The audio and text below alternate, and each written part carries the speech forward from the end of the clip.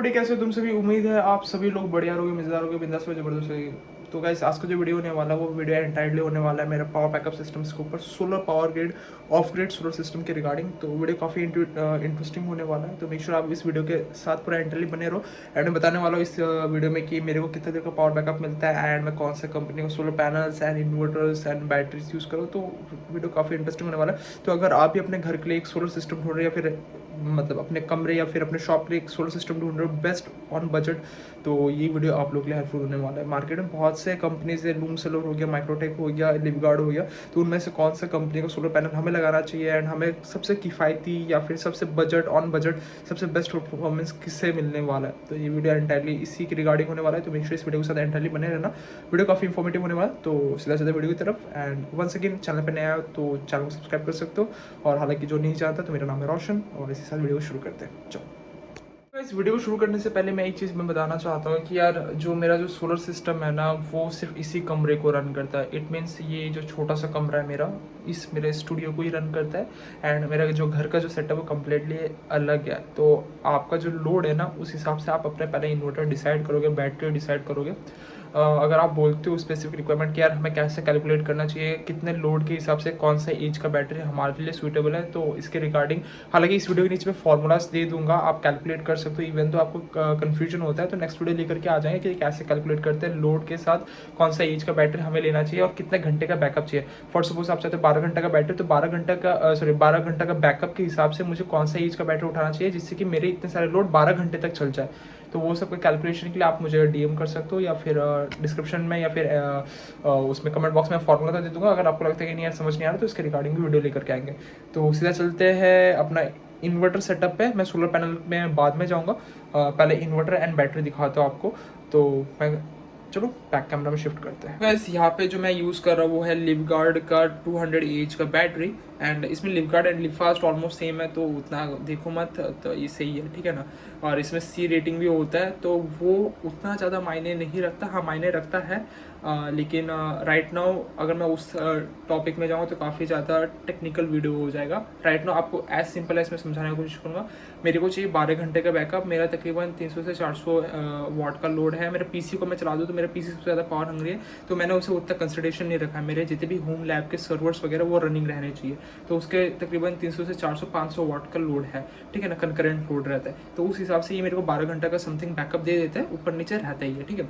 अब यहाँ पे मैं 200 एच का बैटरी यूज़ कर रहा हूँ, उससे तुम 12 के साथ मल्टीप्लाई कर दोगे, volt into ampere is equal to wattage, आपको वाट मिल जाएगा ये बैटरी का, राइट। अब यहाँ पे जो इन्वर्टर ये यूज़ हो रहा है, ये यूज़ हो रहा है माइक्रोटेक का 1250 इन्वर्टर, ठीक है ना। तो ये 1 kV का सिस्टम है।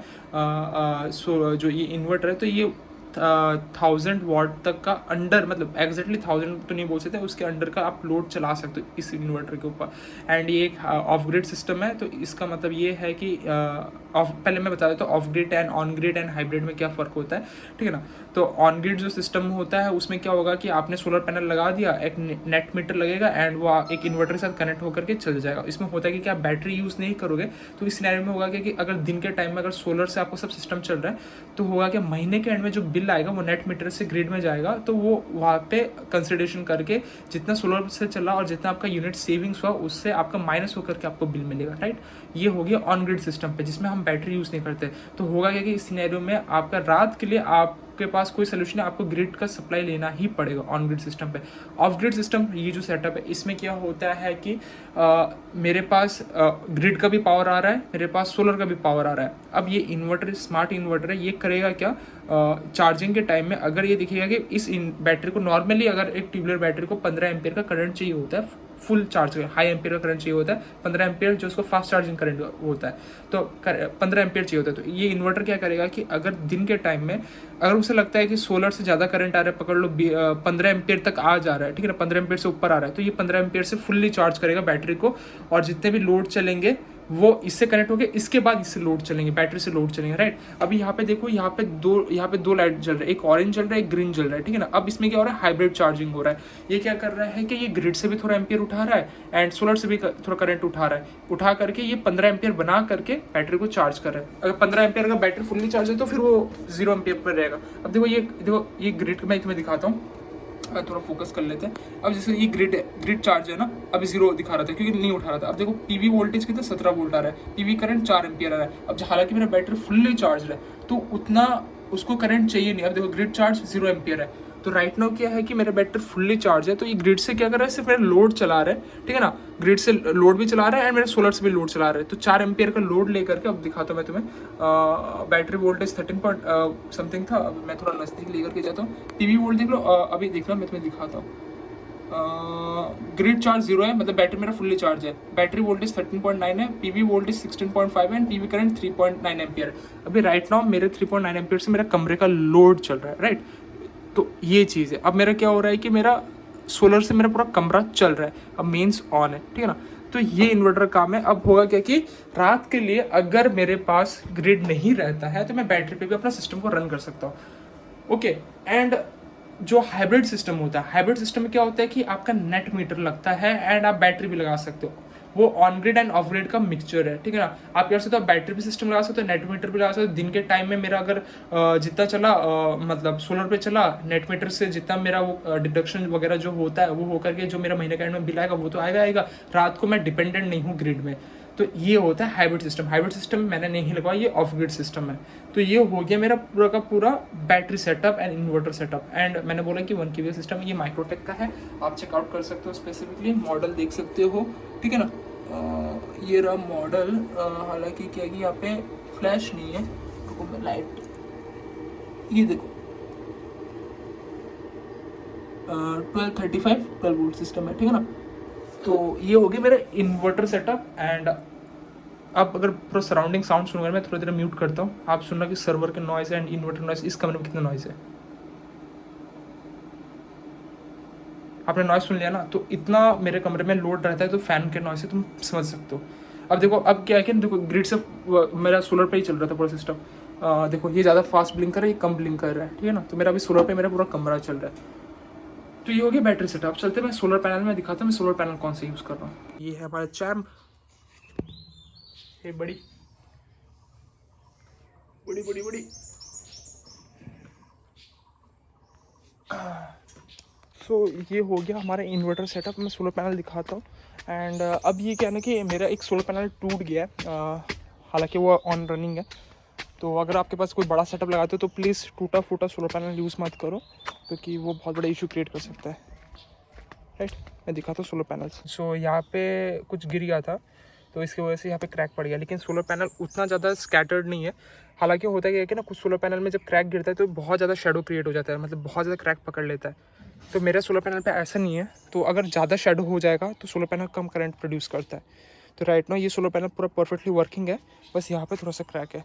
तो अगर आपका कोई बड़ा सेटअप है, 10 kV का सिस्टम है, 5 kV का सिस्टम है, तो उस पर ये सब ऐसे solar panel, broken solar panel use मत करना, क्योंकि एक छोटा सा लीकेज करंट की वजह से पूरा सेल जल सकता है। सेल जलेगा तो पूरा सिस्टम जल सकता है आपका, ठीक है ना। तो अब मैं बताता हूँ ये सोलर पैनल ये कितने वाट का, ये 250 वाट का है, ठीक है ना। एंड ये है 250 वाट का, तो मेरा टोटल 500 वाट हो गए। एंड मेरा जो इन्वर्टर सपोर्ट करता है 600 वाट सपोर्ट करता है। अब ये है 100 वाट का, तो हो गया टोटल 600 वाट हो गया। लेकिन 600 वाट के सोलर पैनल सिस्टम पे मेरे को तकरीबन मिलते हैं 400 वाट पीक आवर टाइम से। 12 बज गए, 1 बज गए, तब जब पूरा कड़क धूप रहता है तब मेरे को 400 वाट निकलता है। तो इस सिनेरियो में क्या कि मैं सोलर पैनल ऐड कर सकता हूँ, ठीक है ना। मैं पूरा टोटल 1 kV तक लेकर जा सकता हूँ। 600 वाट का सिस्टम है अगर मैं डेटा शीट के हिसाब से जाऊँगा तो ये हो गया मेरा सोलर पैनल। मैं सोलर पैनल यूज़ कर रहा हूँ, प्लाजा सोलर का यूज़ कर रहा हूँ मैं सोलर पैनल्स, जो कि काफ़ी ठीक ठाक है। एंड इसके ऊपर होता क्या है ना कि से भी एक ही होते हैं, इतना कोई उसमें बाईफेशियल भी आता है। बाईफेशियल में थोड़ा होता है क्योंकि उसके पीछे भी पैनल्स लगे हैं, तो उसका रिफ्लेक्शन की वजह से हमें थोड़े कंपनी बोलते हैं कि एक्स्ट्रा इलेक्ट्रिसिटी जनरेट होता है, करंट जनरेट होता है, लेकिन हालांकि उसमें कोई फ़र्क नहीं पड़ता। बाईफेशियल सोलर पैनल पोलिक भी आते हैं, ये ट्रेडिशनल वाले हो गए, ठीक है ना। तो उतना कोई डिफरेंस नहीं होता, तो आप कोई भी सोलर पैनल उठाओ कोई दिक्कत नहीं है, ठीक है। लेकिन बाईफेशियल उठा देने से एक प्लस पॉइंट रहता है, वो थोड़ा अमाउंट ऑफ करंट अच्छा खासा जनरेट करता है, तो वो इसलिए अच्छा है। तो ये हो गया मेरे सोलर पैनल्स 600 वाट के। इस पर आगे जा करके मैं और 2 सोलर पैनल ऐड करूँगा, जिससे कि मेरे को अभी जैसे कि 600 वाट पे मेरे को तकरीबन 600 वाट के सिस्टम पे मेरे को 400 वाट मिल रहा है, 200 वाट का लॉस है, ठीक है ना। तो मैं आगे जा करके और मैं 500 वाट ऐड करूँगा, ऐसे बड़े 2 सोलर पैनल ऐड करूँगा या फिर एक ही सोलर पैनल ऐड करूँगा, तो मेरे को तकरीबन 600 वाट समथिंग एक फिगर मिल जाएगा सोलर पैनल्स पे। हालांकि इन्वर्टर 600 वाट तक सपोर्ट करता है, लेकिन वो उतना जनरेट नहीं कर रहा, वो पीक 600 वाट सपोर्ट करता है। तो उस हिसाब से मैं सोलर पैनल ऐड कर दूँगा आगे जा करके। तो यही हो गया कुछ बेसिक सोलर पैनल का सेटअप मेरा। वैसे आपने पूरा सोलर सिस्टम्स वगैरह देख लिया, और वीडियो को एंड करने से पहले कुछ मिथ्स है मार्केट में कि यार सोलर पैनल्स क्लाउडी डेज में वर्क नहीं करता। क्लाउडी डेज में भी वर्क करता है, डिपेंडिंग कितना इंटेंसिटी है सन का, रेडिएशन का, एंड मतलब वो कम अमाउंट ऑफ करंट जनरेट करे लेकिन वर्क करेगा। अगर बड़ा पावर प्लांट है सोलर का, तो वो काफ़ी हद तक एक अच्छा खासा करंट जनरेट कर देगा, जिससे कि आपके अच्छे खासे मिनिमम लोड्स चल जाएंगे। तो इट मीन्स क्लाउडी डे में भी सोलर पैनल परफेक्टली वर्क करता है। एंड लोग बोलते हैं मेंटेनेंस फ्री है। हाँ, काइंड ऑफ मेंटेनेंस फ्री है, क्योंकि अगर आप ऐसे शहरी इलाके में रहते हो जहाँ पे ट्रैफिक्स बहुत ज़्यादा होता है, धूल मिट्टी ज़्यादा चलता है, एनवायरनमेंट बहुत ज़्यादा डस्टी है, तो उस सिनेरियो में क्या सोलर पैनल पे एक डस्ट का लेयर बैठ जाता है। तो उस सिनेरियो में होगा कि शेडो क्रिएट हो जाएंगे पैनल्स के ऊपर, जिसकी वजह से धूप का जो रोशनी है पूरा प्रॉपर पैनल पे नहीं आएंगे, एंड उसकी वजह से करंट प्रॉपर जनरेट नहीं होगा। जबकि करंट प्रॉपर जनरेट नहीं होगा तो बैटरी चार्ज एंड आपका लोड वगैरह प्रॉपर्ली चलेगा नहीं। और जब डस्ट का लेयर बैठ जाता है तो उस सिनेरियो में क्या करोगे कि आपको वीकली, आप डिपेंडिंग कितना डस्ट का लेयर बैठता है उस हिसाब से आपको अपने सोलर पैनल को वॉश करना पड़ेगा। तो आपका वो जो मतलब नॉर्मल वॉशिंग नहीं, प्रॉपर एक अच्छा खासा वॉश का नीड पड़ता है। अगर बड़ा पावर प्लांट है तो आपको ज़्यादा वॉशिंग करना पड़ेगा सोलर पैनल्स, क्योंकि बहुत से सोलर पैनल लगेंगे। तो मेरा सोलर पैनल में इतना धूल मिट्टी नहीं करता, मैं महीने में एक बार करता वॉश, एंड मेरे लिए गुड टू गो रहता है। So that's all about maintenance. हालांकि जब आप लिथियम फॉस्फेट बैटरी लगा दोगे तो होगा क्या कि आपका मेंटेनेंस फ्री हो जाएगा। लेड एसिड बैठाओगे तो आपको क्या बोलते हैं डिस्टिल वाटर वगैरह मेंटेनेंस करना पड़ता है। लेड एसिड बैटरी का मेंटेनेंस होता है, लिथियम फॉस्फेट बैटरी लगाओगे तो मेंटेनेंस फ्री हो जाता है। लिथियम फॉस्फेट बैटरी एक लेना बनता है, बजट बनता है, तो hybrid system low, of grid मत लो।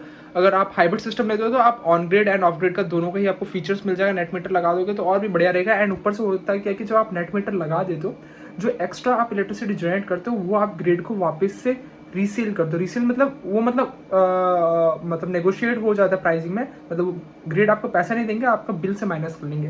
तो अगर आप हाइब्रिड सिस्टम लगाते हो नेट मीटर के साथ, आप क्या कर सकते हो, आपका जो एक्स्ट्रा जो इलेक्ट्रिक आपको लगता है कि मेरा सोलर पावर प्लांट मेरा जितना लोड है चल रहा है, अभी जो एक्स्ट्रा जो जनरेट हो रहा है वो तो मेरे लिए वेस्ट है। आप हालांकि बैटरी लगा के और बैटरी ऐड करके उसको चार्ज कर सकते हो। तो आप चाहते हो कि नहीं मेरा बैटरी भी हो गया, सब कुछ हो गया, मैं चाहता हूँ इसको मैं वापस से मैं ग्रिड को ट्रांसफर करूँ, तो आप ग्रिड को वापस से नेट मीटर के थ्रू ट्रांसफर कर सकते हो। हालांकि अगर वो हाइब्रिड सिस्टम रहेगा तो ही कर सकते हो, और ऑन ग्रिड सिस्टम रहेगा, ऑफ ग्रिड सिस्टम पे ये कैपेबिलिटी नहीं होता।